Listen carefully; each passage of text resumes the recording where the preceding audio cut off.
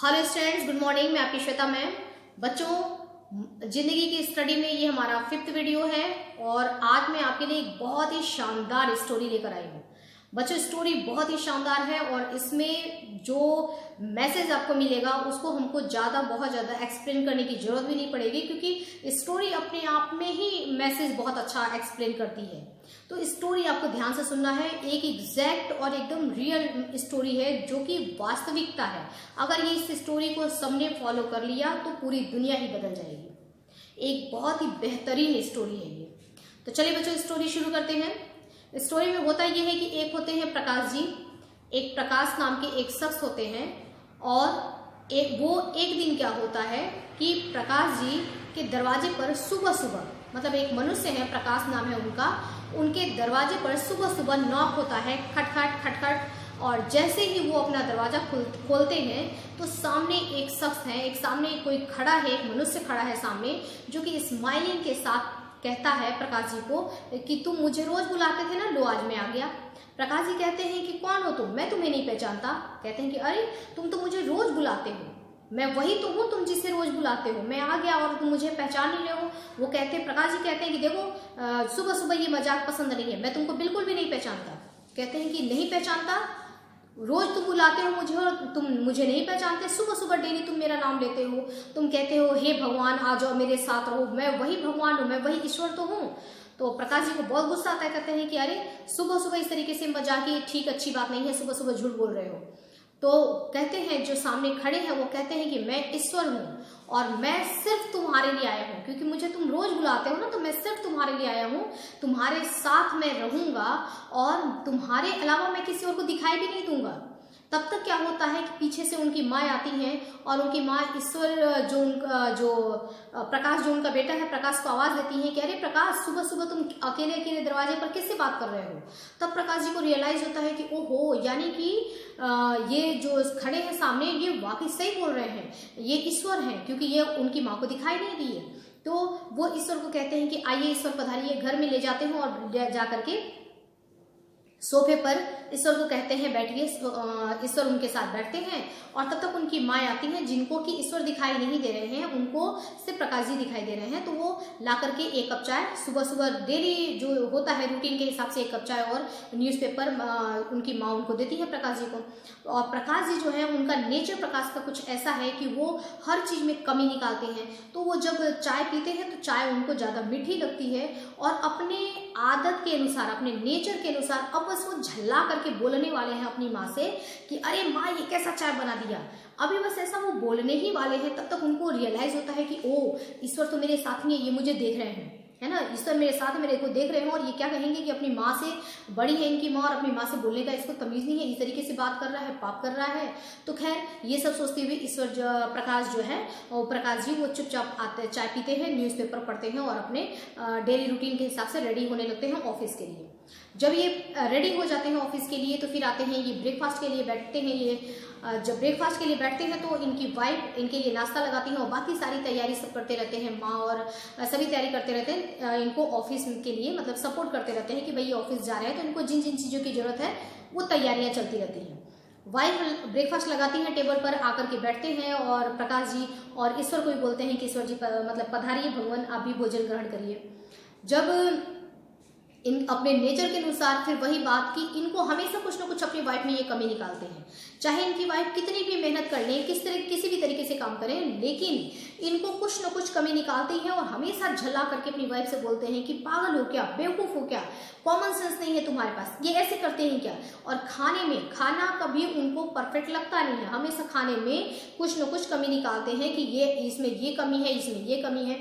तो अपने आदतन अनुसार, जो उनकी आदत है उसके अनुसार प्रकाश जी उस दिन भी खाना खाते हैं और बस अपनी वाइफ के ऊपर चिल्लाने वाले ही होते हैं। तब तक उनको रियलाइज होता है कि ओ ईश्वर तो देख रहे हैं, है ना, ईश्वर तो देख रहे हैं, ईश्वर क्या कहेंगे कि इसकी बहुत कोई ऐसी गलती नहीं है और फिर भी मैं इतना अपनी वाइफ के ऊपर चिल्ला रहा हूँ जो मेरे लिए इतना करती है। अब वो चुप हो जाते हैं, आराम से प्यार से खाना खाते हैं और ऑफिस के लिए निकल जाते हैं। जब ऑफिस के लिए वो जाकर के गाड़ी में बैठते हैं तो बगल वाली सीट पर आकर के ईश्वर बैठ जाते हैं। ईश्वर के साथ जाते हैं वो प्रकाश जी अपने ऑफिस पहुंचते हैं और वही इनकी आदत कि ये अपने आप को वहां पर सुपीरियर बॉस तो ये है ही, तो अपने आप को वो बॉस वाला जो है ना रुतबा दिखाते हैं और एम्प्लॉइयों को छोटी छोटी बातों पर बहुत ज्यादा डांट फटकार मिलती है।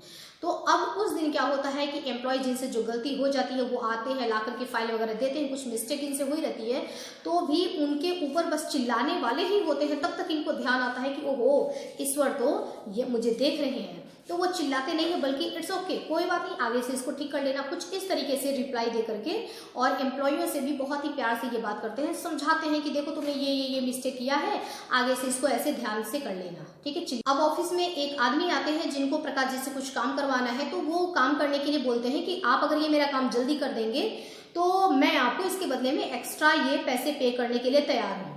प्रकाश जी ये काम अक्सर ही वो करते हैं कि वो कुछ पैसे ले करके और उनका काम जो है वो जल्दी कर देते हैं।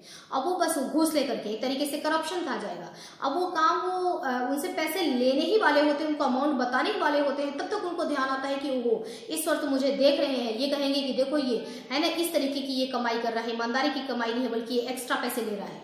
अब वो क्या करते हैं कि कहते हैं नहीं, पैसे की जरूरत नहीं है, आपका ये काम जो है जिस टाइम पे होना है, जिस तरीके से होना है वो हो जाएगा, आप निश्चिंत होकर के घर जाइए। अब ये पूरा दिन उनका इस तरीके से अच्छी तरीके से गुजर जाता है और पूरा दिन बीतने के बाद जब वो रिटर्न अब घर की तरफ वापस आते हैं तो फिर ईश्वर आकर के वापस उनके गाड़ी में बगल वाले सीट पर बैठ जाते हैं। आते हुए इनको कुछ अच्छा सुकून सा फीलिंग तो होता ही है प्रकाश जी को। अब आते टाइम वो ईश्वर से कहते हैं कि हे ईश्वर, आज तो मैंने सारा काम बहुत ही ईमानदारी के साथ और सुकून के साथ, स्माइलिंग के साथ किया है। मुंह से ऑफिस में मेरी इतनी गालियां निकलती थी, मैं इतना गालियां देता था, गंदे गंदे फिल्दी वर्ड्स यूज करता था एम्प्लॉइयों के लिए, जो आज मेरे मुंह से एक फिल्दी वर्ड यूज नहीं निकला है, कोई गलत शब्द नहीं निकला है।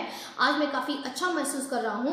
अब हे भगवान, आप भी तो नियम का पालन करिए, आप भी तो कम से कम सीट बेल्ट तो लगा लीजिए। ईश्वर भी मुस्कुराते हैं और गाड़ी में सीट बेल्ट लगा करके और वो लोग आते हैं घर की तरफ। जब घर आते हैं तो वही नाइट में खाना वाना खाने के बाद उनकी माँ को बहुत ही ज़्यादा आश्चर्य होता है आज के प्रकाश जी के बर्ताव पर। कहते हैं कि बेटा सुबह से लेकर के और नाइट तक आज तुम इतने अच्छी तरीके से रहे हो, घर में सब इतने खुश हैं, तुम्हारी वाइफ इतनी खुश है जिसके साथ तुम कभी ढंग से तरीके से बात नहीं करते थे, और माँ के साथ कैसे बात करना है ये तो तुम बिल्कुल भूल चुके थे, किस तरीके से तुम मुझसे झला करके बात किया करते थे जबकि मैं तुम्हारी माँ हूँ। आज तुमने मुझे बहुत इज्जत दिया, इज्जत के साथ बात किए तुम, और बहुत ही अच्छी तरीके से आज घर में बहुत खुशहाली है। तो आज ऐसा लग रहा है कि सूरज आज किधर से उगा है, कहीं सूरज पश्चिम से तो नहीं उगा। तो प्रकाश जी कहते हैं कि नहीं माँ, सूरज पश्चिम से नहीं उगा है, बल्कि मेरे मन के अंदर एक नए सूरज का उदय हुआ है, क्योंकि ईश्वर मेरे साथ है और हर टाइम ईश्वर मुझे देख रहे हैं। और तब तक क्या होता है कि प्रकाश जी की नींद खुलती है और वो सामने देखते हैं कि उनकी माँ उनको जगा रही हैं और कह रही है बेटा आज तो बहुत लेट हो गया, तू तो बहुत देर तक सोया रह गया। तो प्रकाश जी की नींद खुलती है, वो उठते हैं, कहते हैं माँ आज ही तो मैं जगा हूँ। और इस तरीके से बेटा ये स्टोरी, अब प्रकाश जी को रियलाइज होता है कि भगवान क्या मैसेज देना चाहते थे सपने में आकर के उनको। और बच्चों, हम सब बड़ों को, छोटों को, सबको भगवान क्या मैसेज देते हैं। भगवान मतलब हमेशा हमारे साथ है। हम किसको दिखाते हैं कि मुझे झूठ नहीं बोलना है, मुझे गलत काम नहीं करना है, मुझे चोरी नहीं करना है या कुछ भी ऐसा है ना, किसको हम दिखा रहे हैं, या हमें किसी का दिल नहीं दुखाना है, किसी के लिए गलत शब्द का इस्तेमाल नहीं करना है। बहुत से ऐसे होते हैं कि अनजाने में या जानबूझकर हम किसी को दुख पहुंचा रहे हैं, किसी के लिए गलत शब्द इस्तेमाल कर रहे हैं, किसी को धोखा दे रहे हैं, है ना, ये चीजें झूठ बोल रहे हैं, किसी को गाली दे रहे हैं, फिल्दी वर्ड यूज कर रहे हैं, अपने पेरेंट्स के साथ हम ऐसा बिहेवियर करते हैं। उस समय हम भूल जाते हैं, उस समय देखते हैं कि अच्छा कोई देखा तो नहीं, मैंने अपने पापा को या मम्मी को ऐसे गाली दिया, किसी ने देखा तो नहीं। तो भाई किसको दिखा रहे हैं? देखने वाला ईश्वर तो हमेशा हमारे साथ है, हमारे बगल में ही है, यही ईश्वर बैठे हुए हैं और वो देख रहे हैं कि हम क्या कर रहे हैं। तो हमको किसी और को नहीं दिखाना है, सारा लेखा जोखा जो भी हम कर रहे हैं वो सब ईश्वर के पास है। तो हम क्या कर रहे हैं उनसे छुप नहीं सकता, वो हमारे साथ ही हैं। इस वजह से जब भी कभी भी अगर आपको ऐसा लगता है कि आपसे कुछ गलती होने वाली है तो याद रखिए कि ईश्वर देख रहा है। बच्चों, ये स्टोरी हमको बहुत ही अच्छा मैसेज देती है इस एक पॉइंट को अगर हम अपने दिमाग में, दिल में हमेशा याद रखते हैं अगर कि ईश्वर हमें देख रहा है, तो हमारे द्वारा कभी भी कोई गलती नहीं होगी और दुनिया कुछ और होगी, दुनिया बिल्कुल बदल जाएगी। तो बच्चों, ये रही स्टोरी और कल वापस फिर मैं एक नई स्टोरी के साथ आपको कुछ एक नया मैसेज, ऐसा कुछ स्टोरी जिसमें हमको कुछ बहुत ही सीखने को मिलता है, वापस कल हम फिर मिलेंगे। अभी के लिए इतना ही बच्चों, स्टडी करते रहिए। ओके बच्चों, हैव अ नाइस डे।